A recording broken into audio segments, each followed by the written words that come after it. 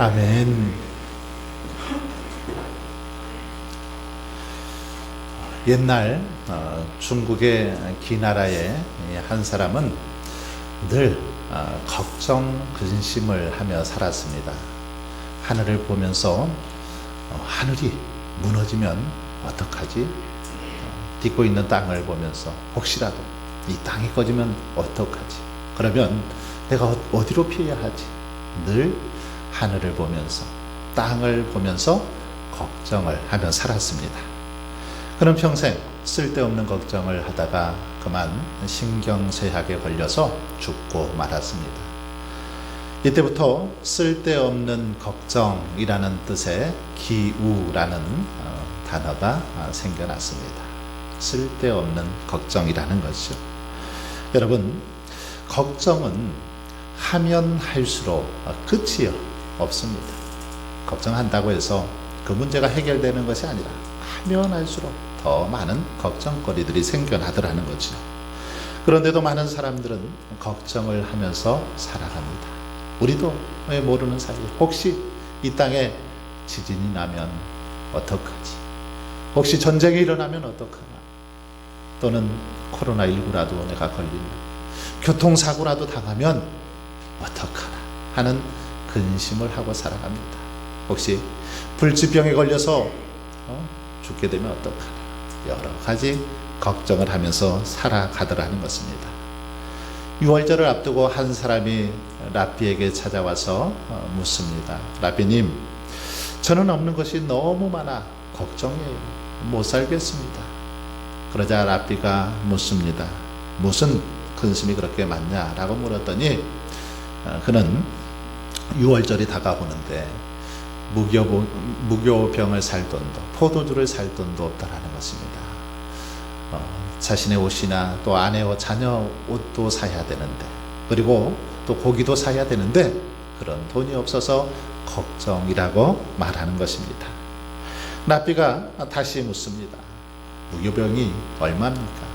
5,000원입니다. 포도주는 얼마요? 10,000원입니다. 당신 옷값은 얼마입니까? 50,000원입니다. 아내 옷값은 100,000원, 자녀 옷은 20,000원, 고기값은 10,000원입니다. 이렇게 얘기를 했습니다. 이 말을 듣고 조용히 랍비는 계산을 해보았습니다. 그러더니 이렇게 말하는 것입니다. 이제 자네는 돌아가서 너무 많은 걱정을 하지 말고 한 가지만 걱정하게. 20만 5천원만 걱정하게. 그리고 하나님께 한 가지만 기도하게. 20만 5천원을 달라고 말이야. 여러분, 이처럼 우리들은 여러 가지 너무 잡다한 근심을 하면서 살아갑니다. 한 가지만 걱정하면 될 것을, 돈만 달라고 걱정하면 될 것을 하나하나 구체적으로 걱정하더라는 것입니다. 그런데 오늘 본문에도 보면 제자들이 근심에 쌓여 있는 걸 볼 수 있습니다. 근심이 한가득했습니다. 13장에서 제자들의 발을 씻겨주신 주님께서는 최후 만찬을 하시면서 그렇게 말씀하시죠. 너희들 가운데 나를 팔 자가 있다라는 말씀을 하셨습니다. 뿐만 아니라 베드로를 향해서 너는 닭 울기 전에 3번 나를 부인할 것이다 라는 말씀을 하셨습니다. 그러면서 예수님은 이제 십자가의 길로 자신이 가신다라고 말씀하시죠. 이 말에 제자들은 이 마음속에 근심이 가득했습니다. 걱정이 가득했다라는 것입니다. 그런데 바로 이때 주님께서 제자들을 향해서 말씀하십니다. 1절 말씀입니다. 너희는 마음에 근심하지 말라. 하나님을 믿으니 또 나를 믿으라. 근심 걱정하는 제자들을 향해서 주님께서는 근심하지 말라, 그렇게 명하고 있는 것을 볼 수 있습니다. 여러분, 문제가 생길 때 일시적으로 이렇게 근심하고 걱정하는 거 어쩌면 사람들의 자연스러운 반응이죠. 걱정거리가 생길 때 걱정하는 건 사람들의 자연스러운 반응입니다. 하지만 이런 걱정, 근심 극복하면 되는 거죠. 그렇다면 어떻게 해야 이 걱정, 근심을 극복할 수 있을까요? 근심거리가 생길 때 그것을 어떻게 해야 해결하고 그 걱정으로부터 해방될 수 있을까요? 오늘 말씀을 통해서 한번 그것을 살펴보고자 합니다. 주님은 오늘 말씀을 통해서 그 비결을 가르쳐 주죠. 먼저 하나님을 믿고 주님을 믿으라 이렇게 말씀하십니다. 하나님을 믿고 주님을 믿을 때 그 안에 있는 모든 근심, 걱정 사라지게 된다라는 것이죠. 그렇습니다. 모든 근심은 근심의 해결자 대신 하나님을 믿을 때 해결될 줄 믿습니다. 여러분, 우리가 인생을 살아가다 보면 여러 가지 근심, 걱정거리를 만나게 됩니다. 그럴 때마다 우리는 내게 좀 더 많은 재물과 또는 능력이 있었으면 걱정하지 않을 텐데 라고 생각을 합니다. 내 지위가 좀 더 높았다면 혹은 내가 조금 더 좀 건강하다면 이런 근심 걱정하지 않을 텐데 라고 말하곤 합니다. 오늘날 많은 사람들이 악착같이 돈을 벌려고 하고 또 높은 지위를 얻으려고 하는 것도 이런 것으로부터 이런 일을 당할 때 우리 삶에 근심 걱정을 하지 않도록 하기 위해서 이런 것들이 있으면 근심 걱정이 사라질 것이라고 믿기 때문에 더 높은 지위에 오르려고 하고 더 많은 것을 얻으려고 하더라는 것입니다. 재물이 많아지고 지위가 높아지면 모든 근심과 걱정, 염려와 불안으로부터 해방될 것이다라고 생각하기 때문에 그것들을 추구하고 쫓으며 살아가더라는 것입니다. 하지만 여러분 과연 그럴까요? 많은 재물과 힘만 있으면 능력만 있으면 정말 우리가 생각했던 대로 모든 근심 걱정 다 사라질까요? 또한 우리의 지위가 높아지면 그동안 우리들을 그토록 괴롭혀 오던 모든 염려와 불안 말끔히 사라질까요? 결코 그렇지 않습니다. 오히려 그 재물을 잃을까 더욱 불안해하고 그 재물로 인해서 새로운 근심거리가, 새로운 걱정거리가 꼬리에 꼬리를 물고 일어나는 것을 볼 수 있습니다. 그리고 이렇게 더 높은 지위에 오른 사람들일수록 그 지위를 지키기 위해서 낮은 자리에서 생활할 때보다 더 많은 스트레스를, 더 많은 신경을 이렇게 써야 할 때가 많이 있습니다. 여러분, 그렇다면 이 모든 염려와 불안, 근심과 걱정으로부터 해방될 수 있는 길 무엇일까요? 그 사실을 주님은 1절을 통해서 분명하게 밝히고 있습니다. 1절 말씀처럼 바로 하나님을 믿고 주님을 굳게 믿는 것입니다. 하나님을 믿을 때 이 근심으로부터, 이 걱정거리로부터 해방될 수 있다라는 것입니다. 곧 우리를 향하신 하나님의 사랑을 믿고 주님의 약속을 믿으며 성령의 능력을 믿고 의지할 때 우리는 이 땅에서 근심 걱정 없이 평안한 삶을 살아갈 수 있다라는 것입니다. 여러분, 우리 하나님이 어떤 분이십니까? 하나님은 천지 만물을 창조하시고 주관하시고 섭리하시는 분입니다. 우리를 친히 지으시고 우리를 살리기도 하시고 죽이기도 하시는 능력이 있는 분, 우리 하나님이십니다. 우리의 앉고 일어섬을 아시고 우리의 모든 생각, 모든 계획까지도 일거수일투족까지도 다 아시는 전지전능하신 하나님이 우리가 믿고 섬기는 하나님이십니다. 그러니 이런 전지전능하신 하나님을 믿는 우리들이 왜 걱정하고 근심해야 되겠습니까?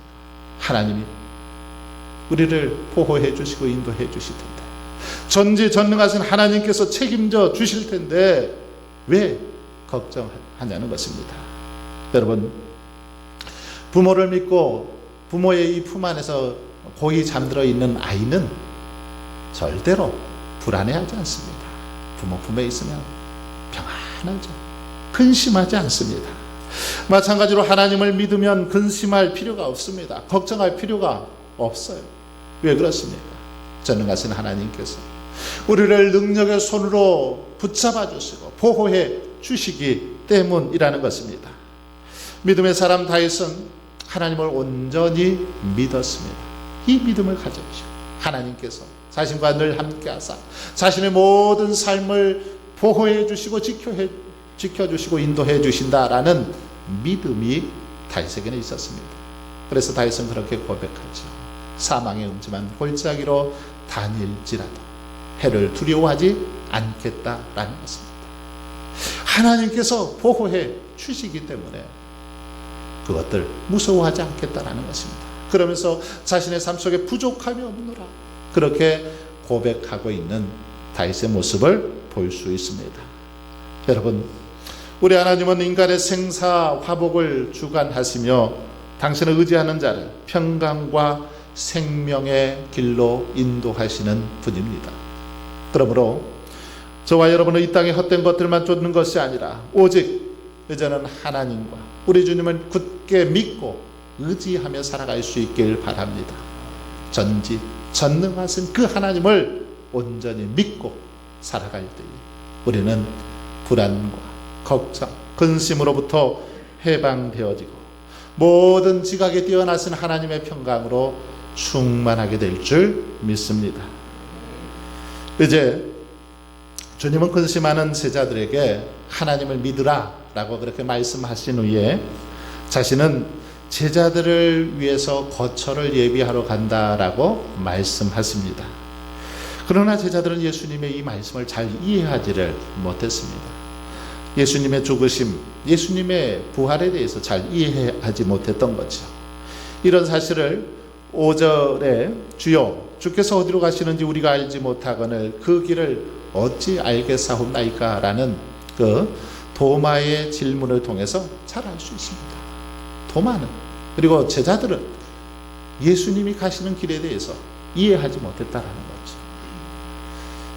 그러자 예수님께서는 도마와 제자들을 향해서 다시 말씀하십니다. 6절입니다. 예수께서 이르시되 내가 곧 길이요 진리요 생명이니 나로 말미암지 않고는 아버지께로 올 자가 없느니라. 예수님은 앞서 자신이 누구인지를 요한복음을 통해서 잘 가르쳐 주셨습니다. 예수님은 세상의 빛이다, 생명의 떡이다, 양의 문이다, 선한 목자다. 예수님은 부활이요 생명이다 라고 자신에 대해서 분명하게 가르쳐 주시고 선언하셨습니다. 그런데 오늘 본문에서도 예수님은 자신이 누구인지를 다시 한번 우리에게 말씀하고 있습니다. 길과 진리요 생명이다 라고 그렇게 말씀하십니다. 이렇게 말씀하심으로써 인간들이 어떻게 하나님을 발견하고 어떻게 하나님 앞에 나아가야 되는지를 이 말씀을 통해서 가르쳐 주고 있습니다. 여러분, 그렇습니다. 예수 그리스도만이 구원과 영생을 얻는 유일한 길입니다. 오직 주님만이 생명과 빛의 근원이신 하나님께로 나아갈 수 있는 유일한 길이요 통로가 되신다라는 것입니다. 따라서 이 말씀같이 주님의 확고한 주장도 없을 뿐만 아니라 동시에 많은 사람들의 비난의 표적이 되는 그런 말씀이기도 합니다. 그렇기 때문에 이러한 주님을 따르는 우리는 주님이 하신 이 말씀에 대해서 올바르고 정확하게 이해해야 합니다. 그래야 바른 신앙생활을 할 수 있고 또 바르게 우리 주님을 따를 수 있기 때문입니다. 그래야만 세상의 모든 비난을 이겨내고 복된 신앙생활을 유지할 수 있기 때문에 오늘 본문에서 주님이 말씀하신 이 말씀의 의미를 깨달아야 된다라는 것입니다. 그러면 예수님이 도마를 비롯한 제자들에게 자신을 길과 진리요 생명이다 라고 말씀하셨는데 이 말씀의 의미가 무엇일까요? 예수님은 길, 진리, 생명이라는 이 세 가지 함축적인 단어로 자기를 소개하고 있는데 이 말씀은 예수님 자신이야말로 세상에 있는 여러 길 또는 여러 진리, 여러 생명 가운데 하나가 아니라 오직 우리 주님만이 유일하신 길이요 진리요 생명이다 라는 사실을 가르쳐 주고 있습니다. 오직 우리 주님만이 유일하신 길이요 진리요 생명이 되신다라는 거죠. 그러면 먼저 길이란 무엇인지 한번 살펴보겠습니다. 여러분, 이 길은 어떤 이렇게 목적지에 편리하고 또 안전하고 빠르게 도착할 수 있도록 하는 역할을 하는 게 길입니다. 길이 잘 닦여 있으면 빠르게 갈 수 있죠. 안전하게 갈 수 있습니다. 그러나 길이 없으면, 또 길이 험난하면 가는 길이 괴로울 수밖에 없는 거죠. 여기서 길은 1차적으로는 구원에 이르는 길을 말합니다. 하나님 아버지께로 나아가는 길을 말하는 거죠. 그렇습니다. 예수님은 우리가 천국으로 가는 길이 되시는 줄 믿습니다. 천국으로 나아갈 수 있는 길이 예수님이 되셨다라는 것입니다. 죄인인 우리들이 아버지 하나님께로 나아갈 수 있는 길, 그 길을 우리 주님이 만들어 주셨습니다. 그러기에 하나님께로 나아갈 수 있는 길은 예수 그리스도밖에 없습니다. 예수 그리스도만이 유일하신 길이죠. 왜 그렇습니까?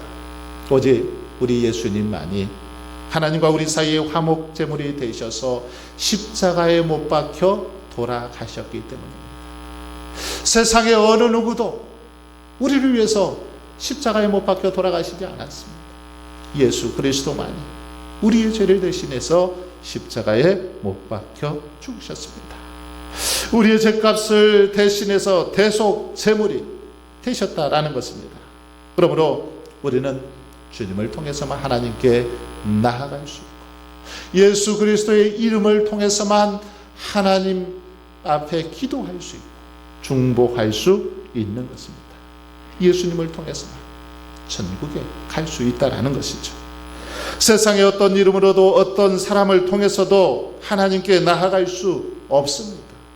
오직 예수 그리스도를 통해서만 하나님께 나아갈 수 있습니다. 그러기에 우리 주님만이 우리 인생의 길이 되신 것입니다. 그리고 이제 주님은 자신이 진리다라고 그렇게 선언하셨습니다. 온갖 불의와 거짓으로 가득한 세상에서 거짓 때문에 괴로워하고 힘들어하는 우리들에게 예수님께서는 내가 진리다 이렇게 말씀하셨습니다. 또한 주님께서는 진리를 알지니 진리가 너희를 자유롭게 하리라 이렇게 말씀하시기도 했습니다. 그러면 여러분, 진리란 무엇일까요? 진리란 바로 하나님 자신을 가리키죠.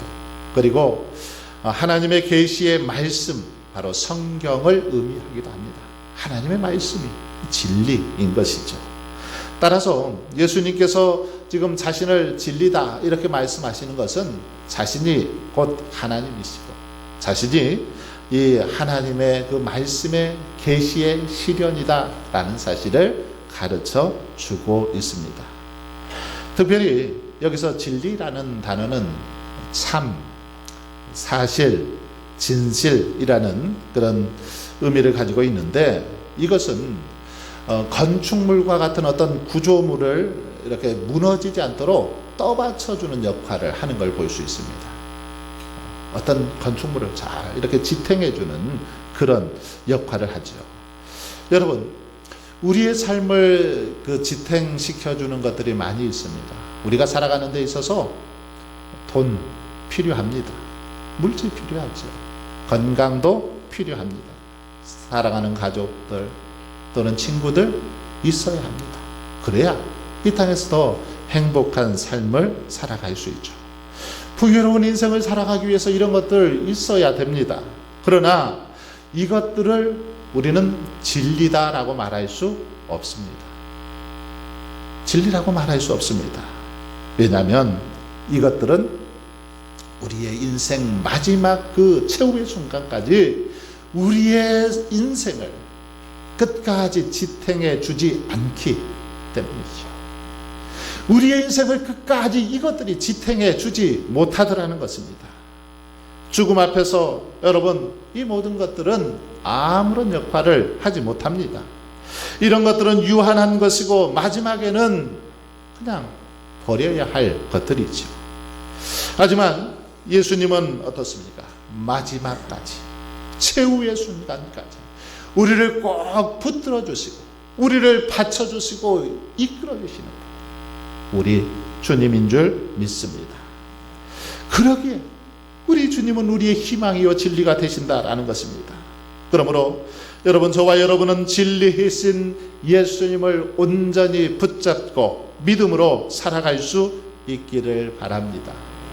그럴 때 우리는 진리 안에 온전히 거하게 되고 진리가 저와 여러분을 자유롭게 하실 줄 믿습니다. 끝으로 주님은 자신을 생명이다라고 그렇게 말씀하고 있습니다. 아담의 범죄 이후 사람들은 살았으나 죽은 자와 마찬가지였습니다. 왜 그렇습니까?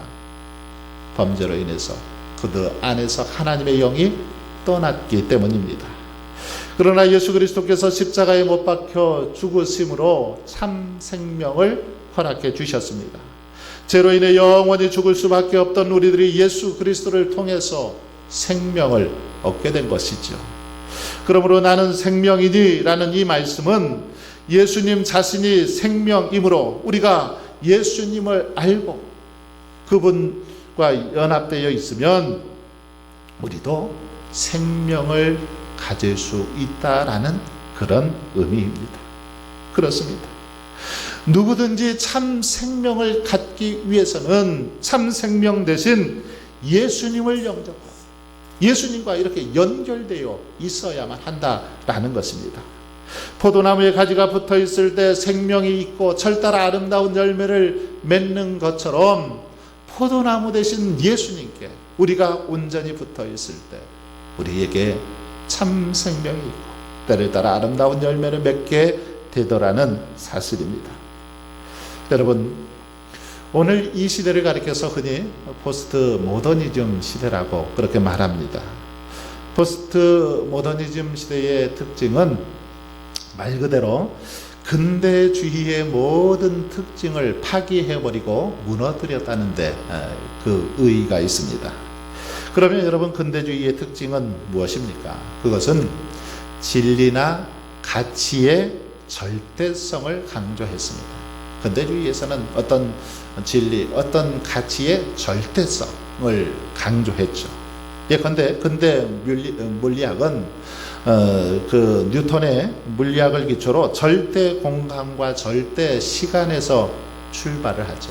하지만 현대 물리학, 포스트 모더니즘 시대의 물리학은 이러한 어떤 절대 개념을 부정해버립니다. 그리고 시간과 공간의 상대성을 주장하는 것을 볼 수 있습니다.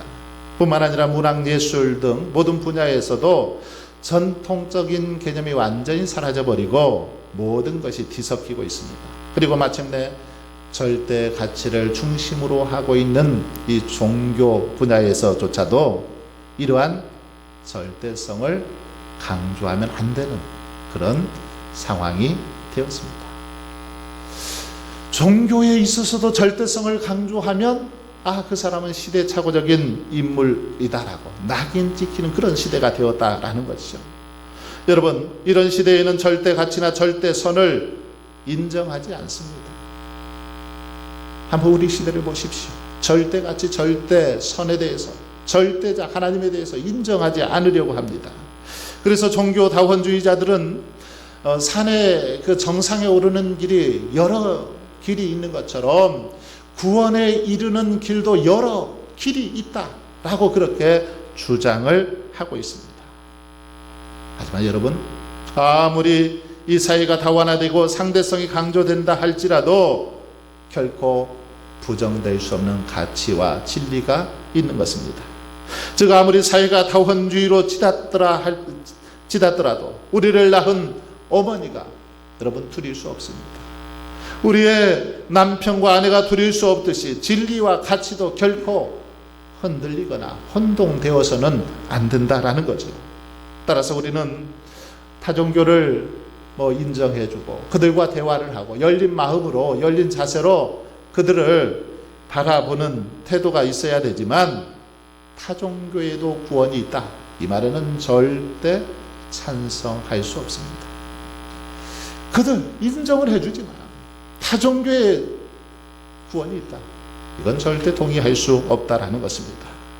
왜냐하면 하나님께서는 내게 예수 그리스도 외에 여러 아들이 있어서 그들을 통해서도 내게 올 수 있다, 이렇게 말씀하신 적이 단 한 번도 없기 때문입니다.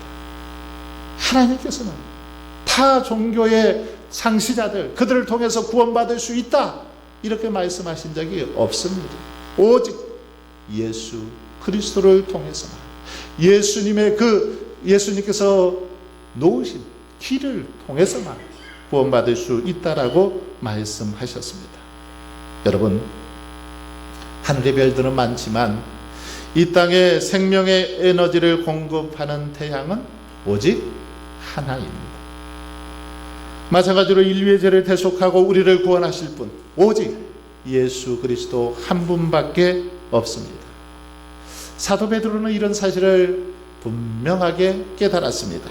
그래서 사도행전 4장 12절에서 다른 이로서는 구원을 받을 수 없나니 천하 사람 중에 구원을 받을 만한 다른 이름을 우리에게 주신 일이 없음이니라, 분명하게 그렇게 고백을 했습니다.